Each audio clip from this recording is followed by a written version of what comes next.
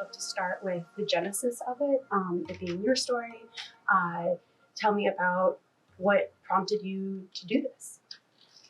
Yeah, it's something that for the past 15 years, longer now, but for a while, since my brother passed away in hospice, I would tell people, if they're asking about the experience, about Terry Schiavo being there and the protesters being there, and people's reactions were always so like, what?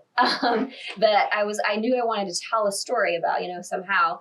That it didn't feel like a television show, it didn't feel like you were going to like tune in every week to see what's going on with this teenager and her brother. So I was like, I feel like it's not a show. But how can I sort of tell it in a closed loop? And so I sort of used this story to learn more about feature writing and that kind of narrative that has an ending.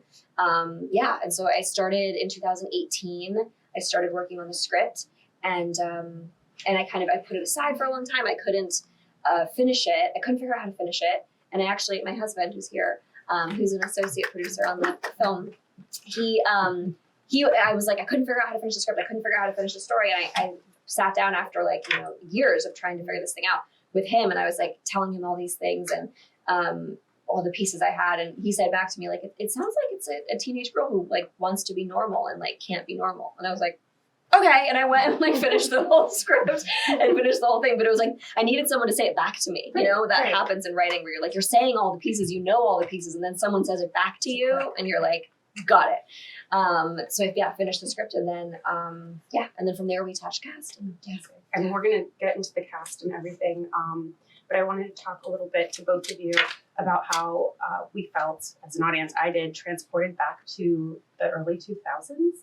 The early aughts, I don't know that. Yeah, early 2000s.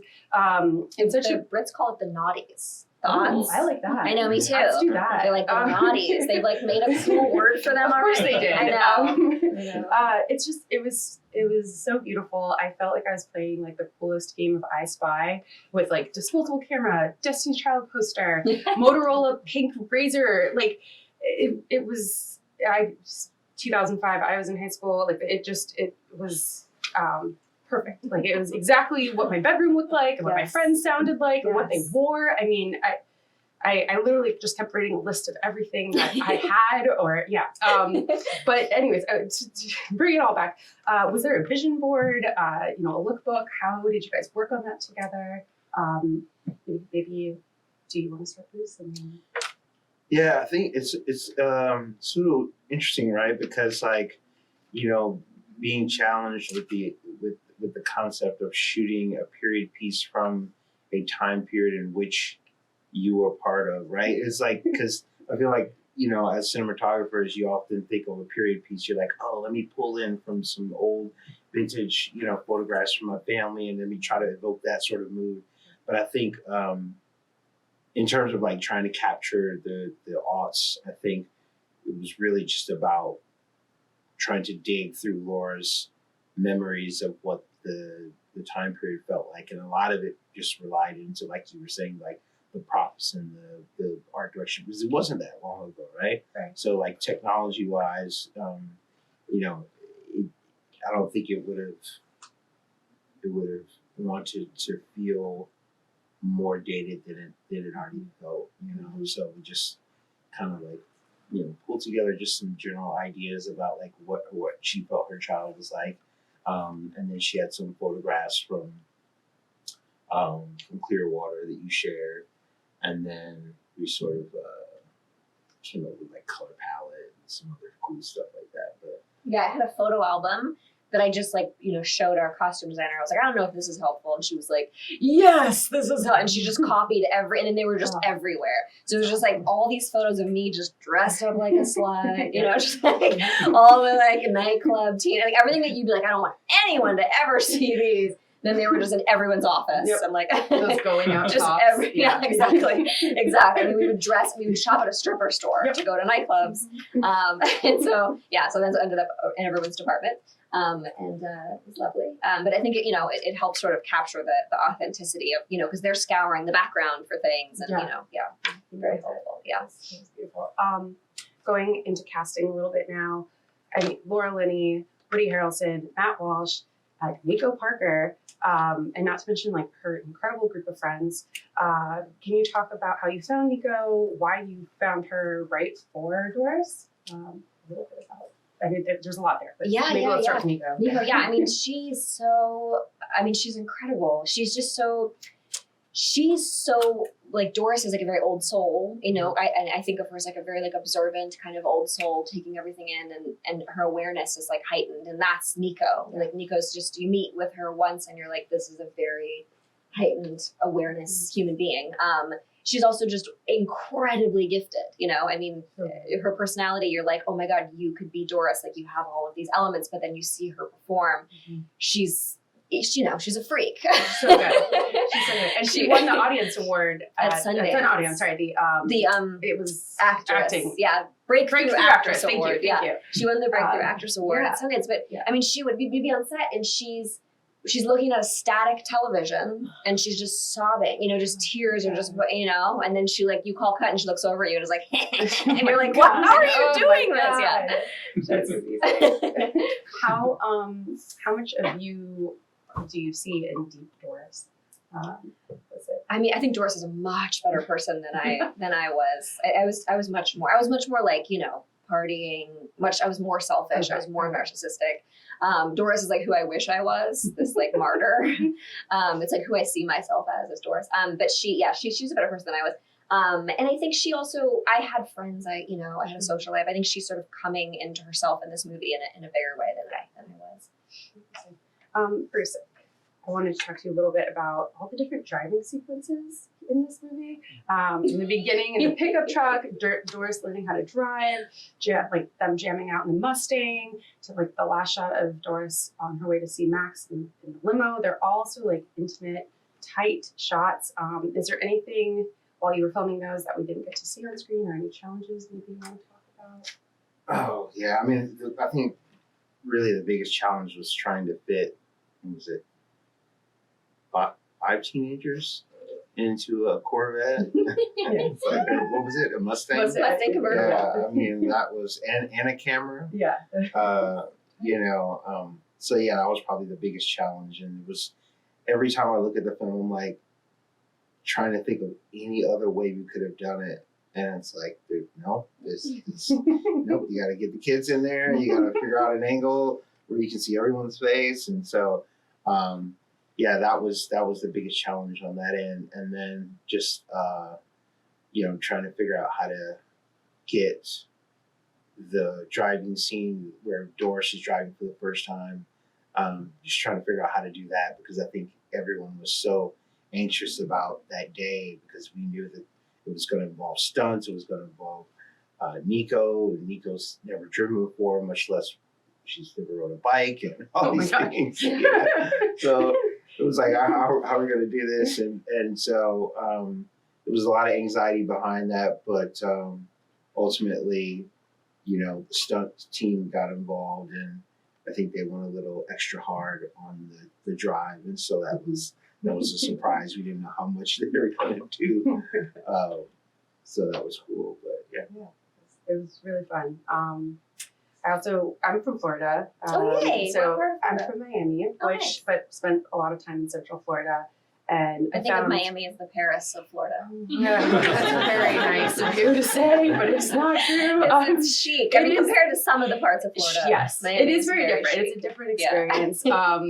But, and so many Florida stories, Spring Breakers or the Florida Project, all great movies, but they depict Florida in like such an ugly way in a lot of ways. So I really found this to be so dreamlike, and the color palette was so beautiful, like just down to the details of like the seashell wind chimes and the hurricane boards, like the hot pink roofs and the teal. Like it was so beautifully thought through that I didn't know that it was actually shot in South Carolina. So tricked me, and I was like, oh wow, yeah, okay. So how was that difficult to turn South Carolina into Central Florida? Any challenges you want to? Yeah, I mean, I wanted to shoot in Florida really badly. There's no tax credit in Florida, it's a real shame. They just don't. Yeah, they do not care about you filming in their state. So we went to Charleston, but we did go to Florida for a couple days to do exteriors. So some of those like, you know, big wide exterior shots we were in Florida for, but we talked so much about color and the colors of Florida. And I mean, when I first met with Bruce, he had these like vintage, I mean, you can speak to those postcards. Yeah, so the references were actually these vintage welcome to Florida postcards from the 50s when Florida was like the dream. I think it still is like a destination. For state. some. You know, like everyone dreams of, you know, beautiful life in Florida. And so the photographer was John Handy. So right there, our references were these positive images of Florida. And I think, you know, yeah, just it was Laura's memory as a child. And so, you know, I don't think that they were very tragic memories, right? And so we were pulling. No, I mean, I think to me that I was into the juxtaposition between this idea that you're going through this very hard, challenging, heavy thing in this state where people spend their money to go vacation and have a beautiful time. You know, like I experienced when I was there, like driving to visit my brother and a Jeep full of like teenage girls on their way to go spring break at the beach, you know, like you're just like, how are these two things happening at once? I found that to be, you know, I wanted to tell that part of the story with the look of it. Yeah. And then, and again, in terms of the tone of the film, I think it was a balance of like the pain and the pain and the light. And just trying to make sure that it's a coming of age film. And so, and Laura wanted to honor, you know, her brother instead of like leaving the tone of the film in sort of like a darker tone. And so. Yeah, you definitely felt that in different facets, even with the music and the soundtrack and everything. Nothing was too somber, even though we're dealing with very sad subject matter. That's the thing, is like the subject matter, whenever you have a sick kid, it's like that you're good on the gravitas, right. You know, like you got it, you know. So I think all of our job was how do we lift up this story and make it feel like a movie you could watch again and again, or you could recommend to someone without being like, buckle up, you know, like you're gonna go to therapy after this. So that, you know, that was really the intention and the goal was like, how do we lift up this subject matter that can be so challenging to broach? And you know, the more I thought about it, I was like, you know, just grief in general. Like every time I watch the film, I think about like how, you know, every family member I know when I've dealt with death, you know, every family member deals with it differently. You know, and it's so easy to judge different people on how they react to tragedy or trauma. And I think that, again, with this being Laura's story, it was from her perspective that this is how she dealt with this moment in her life. And so, and that wasn't There was still a lot of lightness. Yes. There was still a lot of She lightness. challenged me to always go there because I tend to, like, I sided a little bit more with, like, Laura Linney's character, you know? And I remember Laura was like, this is not her story, this is the story. And so, you know, it's a challenge to try to, like, stay there at all times. And so, yeah, developing the look of the film, I think, is what ironed in the tone. Talking a little bit about the script and Laura's character, one thing that I really loved is how you diverted expectations, how there's so many examples that you're waiting for like Doris's friends to turn on her or something kind of creepy to happen with her and Paul, Woody Harrelson, or even when she's on her way back from prom, you think she's going to have that last minute with Max and she doesn't. So you didn't follow like any of the obvious beats with that. Was that something, and you talked a little bit about the script process, but did you go in with that or did that kind of develop? No, I feel like whenever someone sets out to be like, I'm going to do it differently, it's always like bad, you know? Like I tend to just be like, I'm going to do it exactly like everyone else. But I think what happened just kind of organically was because it's when people started reading the script, their reaction to the friends was surprising to me. Oh, I didn't intend for, you know, like, I didn't intend for people to be like, oh, you flipped the trope on its head. I just had really like nice, good friends, you know? yeah. they were dumb, you know, like they were young. We were all very Right. dumb. So we all said dumb shit to each other because we don't know what to say when someone's dying, you know? So we're all trying, you know, to help each other in our like 17-year-old brains as best we can. Like, do you want to go get drunk? You know, like, it's like, I don't know what to do for you. But everyone was so kind. Everyone's heart was in the right place. No one would ever have said, like, you can't sit with us because your brother's dying, Right. you know? Yeah. But I do think people watch the think movie that. and they're waiting for the girls to be like, you can't sit with us. Teens. Yeah. And so, yeah, I just didn't have that experience. And I think same with Paul. I've had so many like men in my life be very helpful and kind and safe. And, you know, I know that, you know, it's not super clear up front, like, why is he talking to her, you know, but as she starts to get more comfortable and trust him, hopefully the audience gets more comfortable and trust him. And then it turns out like he was trustworthy. And I think there are men in the world. This is going to be shocking for some of the men here, but there are good men in the world.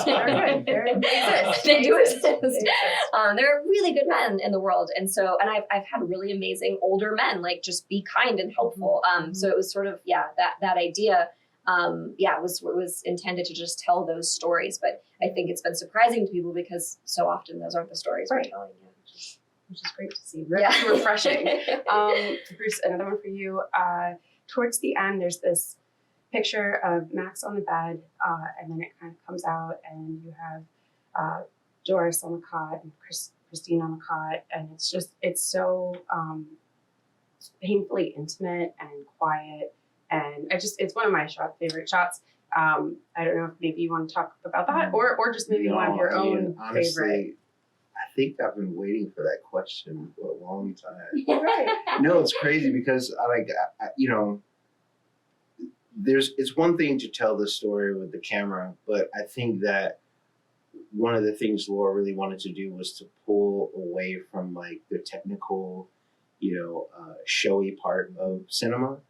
And so in doing that, it forced us to lean into other things like, you know, set design. And one of the things we leaned into was just like this spatiality and in the locations, and that was a huge thing. I remember on the day when we were deciding where the beds were going to go, and we started pulling from our own experiences. And I remember saying, I know that when I was dealing with my mom, like, and I think other people chimed in too, was like, yeah, like you want to be as close as you can, you know, without being in the bed. And sometimes I look back and I'm like, I should have just gotten in bed with my mom.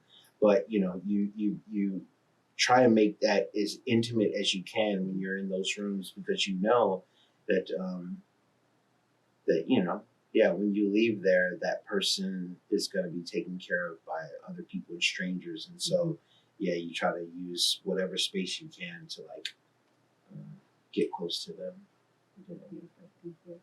It's a great answer. All right, let's jump into the scoring. I want to talk about the music.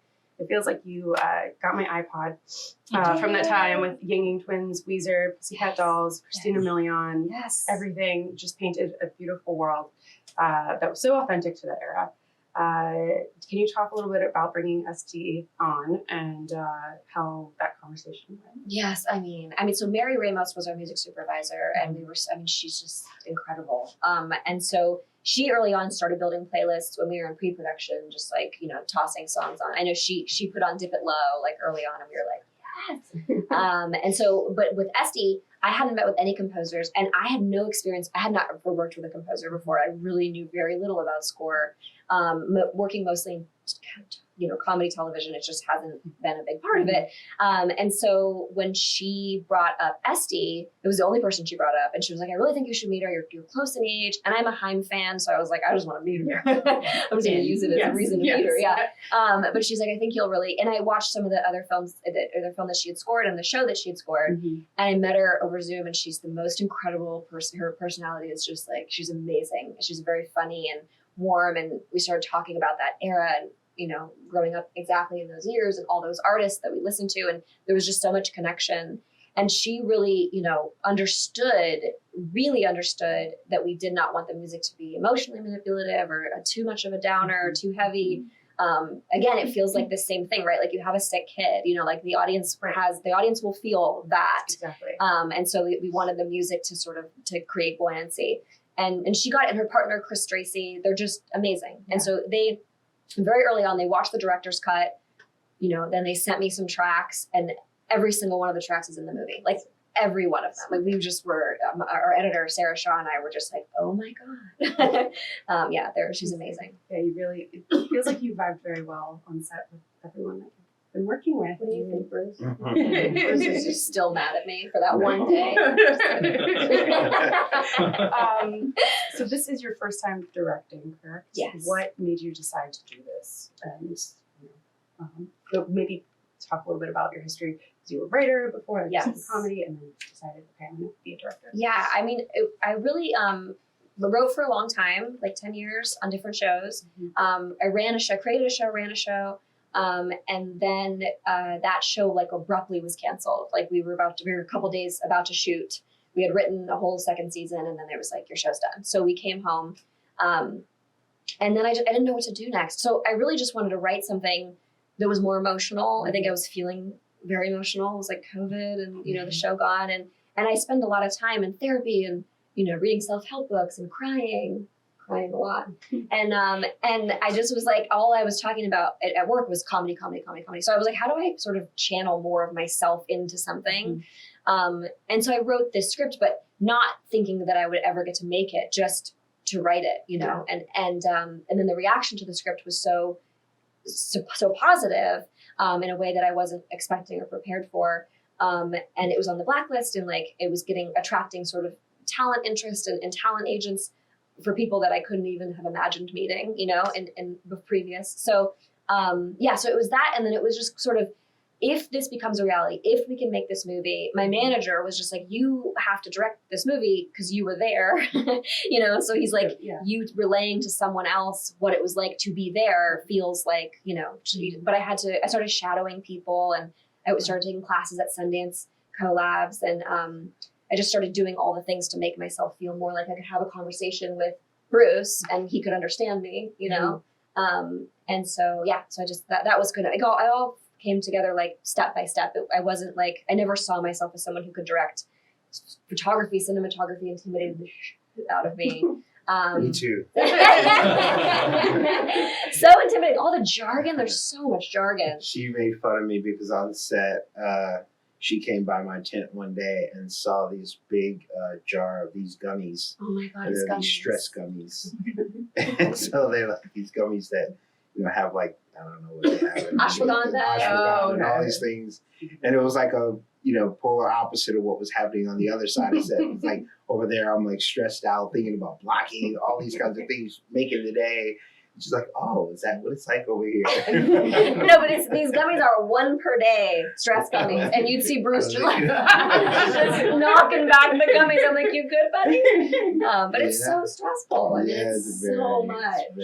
And everyone, you know, all of us, it was our first time working together. So it was Laura's first time working with me, first time working with producers, my first time working with producers. And like, it's, you know, as we all know, it's like you need time to build trust in a creative environment.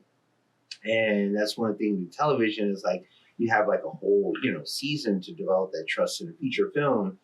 You all descend into this weird town that's like hot as hell, working with locals, trying to figure out who you can bring in. Everyone's thinking like you're trying to take advantage of like the budget, but you're not. And they're trying to protect the budget. Everyone's got to figure out we're all on the same team. And it's like, and before you know it, you're all shooting and the pressure's on, you know? And so it's just, it's a lot to ask. And Nico Parker would just find Bruce, like whenever he was like so stressed, Bruce was like, steam's coming out of her ears. And she'd walk up and be like, Bruce, she's British. And she'd be like, what's your favorite color? She was always trying to get him. And there was a day when she was like, what's your favorite color? And he looked at her and he's like, what? What do you mean? And she's like of all the colors. She's like describing what the question means to you. He's always trying to like check in with you. It's a good way into this next question I have about trying to direct a bunch of actors from a time that they weren't even born it's from. So like effectively getting a group of actors to portray characters from an era predating birth that are already pretty young. As a new director, how was that experience? I mean, I had so much support, you know, like I really did. I felt so supported by everyone. You know, I mean, it made me feel incredibly old, older than I was prepared to feel. Cause I was like, I'm in my 30s, guys. And they're like, you're very old. Cause they were born, I think Nico was 1 in 2005. Wow. And so they all, you know, they treated set like a museum, you know, like everything was like, it was in a time capsule, the phones, everything was like very mystifying to them. But they were all, it turns out, had been in the business longer than I have. They all had been acting since they were in diapers, you know, so they were complete professionals. We had planned on getting an acting coach because there's so many kids in the movie. And, you know, I was prepared to really like nurture them through their performances. And then you get into rehearsal and I like asking them questions. I'm like, how do I do this? They're very professional, very, very good at their job. And so, yeah, it was just like they were asking questions and they kind of dove right in. And the naughties, as they say, are very in right now, you know? So that was also just fun for them to kind of immerse themselves in all that. Well, last question is what you both have coming up next. I hope you tell more Florida stories and continue on. But you know, I know you're writing the wave still, but do you have anything in the works? Yeah, I wrote a book. I wrote a memoir, and that came out in 2022. And so I'm looking at possibly adapting something from there. It's called Acne. It's about like preteen years. So I'm looking at adapting something there. But I've been talking about myself so much. And I'm so tired of it. I'm sure Bruce is so tired of it. So if I ever want to work with Bruce again, I'm going to have to write about a different person. But yeah. I'll be reading that book. You have to read the book, Bruce. I know. You have to know the real me. I know. Reading the book. I've been enjoying my time off. I had a show that was going. There's Norman Lear's last show. So we shut down because of their strike, and we haven't started back up yet. So I've just been really enjoying my time, and like it was so perfect because we shut down, and I was nervous that I wasn't going to be able to do the color correction, and we shut down, and I was immediately able to go right into New York to do the color correction for this. Then we got into Sundance, and then we were about to start back up. But we postponed, and that allowed me to go to Sundance, and now it allows me to do all this kind of stuff. And it's like, it's been great. It's been tragic for my crew because, you know, they got families to feed, but great for me, you. it's been amazing. Thank you both so much. This was a wonderful conversation. Congratulations on the film. And thank you all for being here. Please tell everybody you know to watch it on Friday on Hulu. We want to see more of you guys. So thank you again, and thank you for bearing with the rain. It felt like Florida outside, so we got the whole experience. Yeah, thank you. Yay.